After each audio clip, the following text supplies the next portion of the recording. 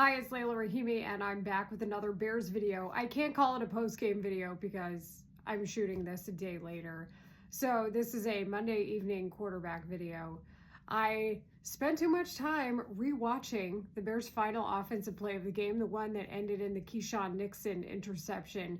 And then I also wanted to make sure that once I watched it, I re-listened to what the Bears had to say post-game, Caleb Williams and Ben Johnson, about it, because it was worth another look. It was worth several. So that's where I want to start. I'll start at the end rather than the beginning. And also just point out that for the Bears to get to this situation, despite an atrocious first half, for them to even put it to that situation where in Lambeau against a very good Packers team and a much healthier Packers team, I think that was also pretty obvious in how they were able to play. You were able to see the Bears at least get to that last drive where I thought the time management was also a good idea, to be able to at least try to make something happen and to try to win the game. I didn't mind that Ben Johnson wanted to go for the touchdown and then just try to get the 2-point conversion. They had been successful previously on the 2-point conversion. I think they felt confident in their short yardage situation. So I didn't mind that game management at all. I think sometimes, especially after what we've seen via game flow, if your best stop is your offense trying to outscore the other team by just taking the ball for as long as they possibly can, and then you go for a 2-point conversion, it's a bold move. But in this case, I thought it was probably the right one. The problem is the Bears not only didn't get the yardage on 4th and 1 that they needed, they then ultimately turned the ball over. So that's why it was worth watching this a few times. It's one of those plays where you look back at it and you can see a lot of different versions of what happened. Number one, I immediately thought that DJ Moore looked to be open. And I think the Fox production truck was also thinking the same thing, because they cut to him right afterward and you could see his face isolated in that shot where he looked frustrated. We find out after the game, and it was pretty obvious, I think, once you look at it, that this is the same play that the Bears were able to use for a touchdown against the Eagles. Same idea, same concept. You had a short yardage option in DeAndre Swift, who was the first read. He was in a crowd. He was open at one time. I don't know if it was quick enough. Then you had Cole Kmet open. But the difference is, I think in this case, instead of Caleb Williams perhaps throwing a bad ball, it was a bad timing. He could have thrown that ball to Cole Kmet a little bit earlier, I think. Kmet was open around what looked like the 5-yard line. And there was an open passing lane there that maybe he would have caught it in stride, then run into the end zone. It may have been a better look. DJ Moore was open momentarily, but there was a defender in front of him. Based on that and the movement, I didn't think ultimately, after watching it a couple times, that Moore would have been open or as open as it may have seemed from above. This is one of those times where we all have a different interpretation of the game. You can watch it a few different ways and say, this is what happened on this play. This is what happened on this play. But unless we really know the actual plan of what was supposed to happen on the play, then it's a little bit moot. That was good that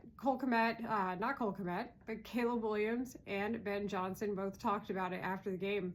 Ben Johnson again talked about it the next day, today, in his Monday press conference that he usually does, where he watches the film. So Caleb Williams said that 25, that would be Keyshawn Nixon, and I'm going to look at my notes here, was crashing in and that he was sprinting. So when he saw Kmet, he was trying to get him the best ball thrown.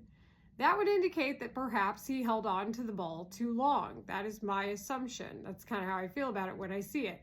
That perhaps in doing so and processing, that Williams ended up throwing something worse. Kmet's already in the end zone by the time it happens, and then it's underthrown. So that looked to be what occurred. And he's right. Nixon was sprinting, but it might have been because he was reading the route. And theoretically, they saw the game from the week before and may have recognized that play. So dare Caleb Williams to beat him, and unfortunately it resulted in an interception. Game over. I also want to, though, go back to the previous play where the Bears are faced with 3rd and 1, and they run Kyle Benangai pretty confidently. He didn't get the yardage, ended up being stopped short. Now, I've said this before on 670 The Score. They've had trouble with quarterback sneaks in the past. I don't think that's any secret. And if the Bears' offensive line is as good as we think they are, where at least guard center guard might be the best in the league, even against this Packers defensive line, you should be able to sneak for a yard.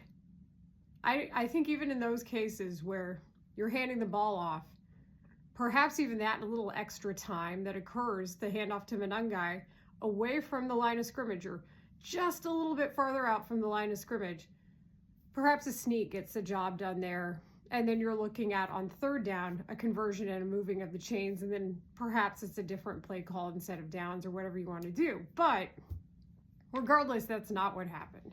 Green Bay's defensive line was creating pressure virtually the entire game. And I know that it didn't look like it on the stat sheet.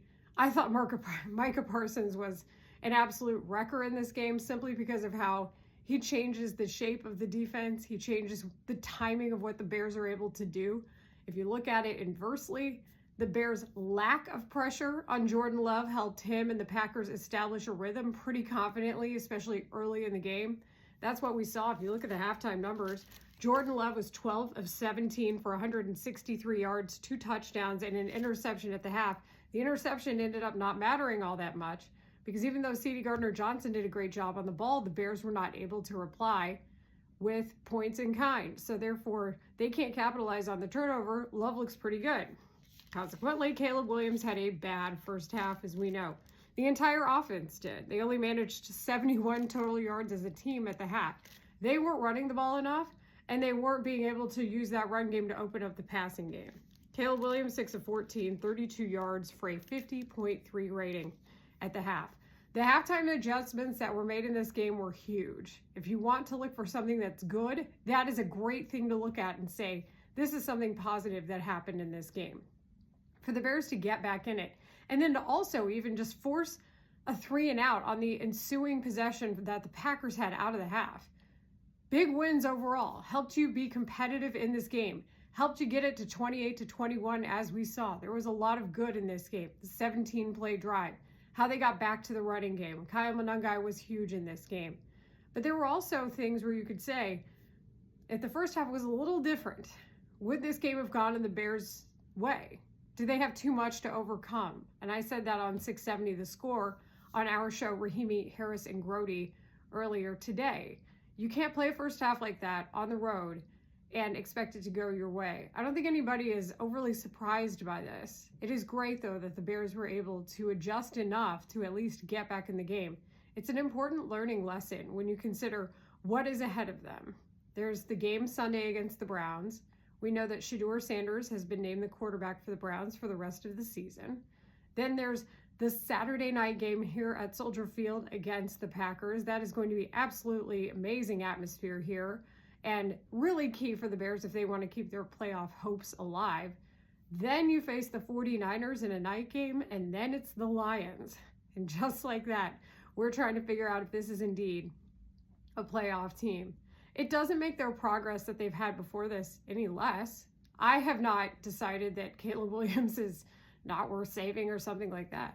But we just didn't see enough of what I think should happen in a game like this. There wasn't a big presence in the screen passing game. I know that's something that Ben Johnson really likes to do. A good example is the lack of targets and production out of DJ Moore. DJ Moore was overthrown for 1 ball early. He was only targeted 3 times in this game despite Roma Dunze being out, and they blew him up on the screen whenever that was a possibility. They were able to sniff that screen game out pretty well. DJ's great in yards after the catch, so it seemed like a schematic read that the Packers defense was able to make in this one. Also, something else to note, the lack of pass rush by the Bears. Only 18% pressure rate off of the blitz. That shows you how the Packers were able to pick apart the zone and then really do well in man coverage against this team. We'll have a lot more evaluation and look forward to that Browns game coming up on our show on 670 The Score. Thanks as always for watching this one. Please like, please share it because the algorithm won't. It is too long to share, so I really appreciate it. And thanks for your patience. I'll see you next time.